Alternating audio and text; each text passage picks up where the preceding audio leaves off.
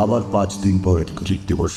হেমন্তের পাতাঝরা দিনের গল্পটাই যেন সিনেমার চিত্রনাট্য, কেমন যেন বিবর্ণ এক বিচ্ছিন্নতা। ছবিটির নামও তাই মিল রেখেই রাখা ঝরা পাতার চিঠি।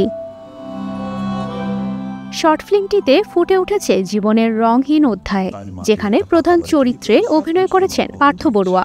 জানান, গল্পটি সমসাময়িক হওয়ায় উঠে এসেছে জীবনবোধের চিত্রও। আমি চাই যে সবসময় শুটিংয়ের সময় আমার কোয়ার্টিস্টরা যারা আছে তাদের সাথে একটা বেসিক সম্পর্ক করতে, এবং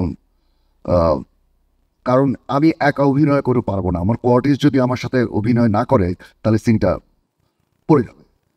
যে কোয়ার্টিস্ট কে আমার হেল্প করতে হবে, কোয়ার্টিস্টের হেল্প আমার নিতে হবে। কারণ স্ক্রিনে তো আমরা যে কয়েকজন স্ক্রিনে থাকি, আমরা আমাদেরকেই দেখে মানুষজন, টোটাল ইউনিটকে তো দেখে না।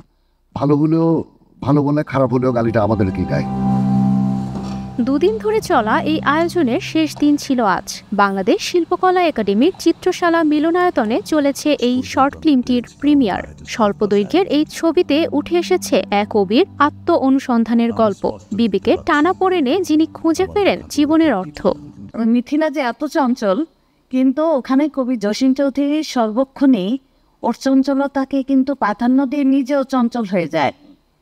সে কিন্তু প্রথম থেকে শেষ পর্যন্ত নিজের একটা পার্সোনালিটি বজায় রেখেছে। না, ওর সাথে তাল মিলাই দিয়ে তো হবে না, আমাকে একটু সংযত থাকতে হবে, সেটা সে দেখিয়েছে।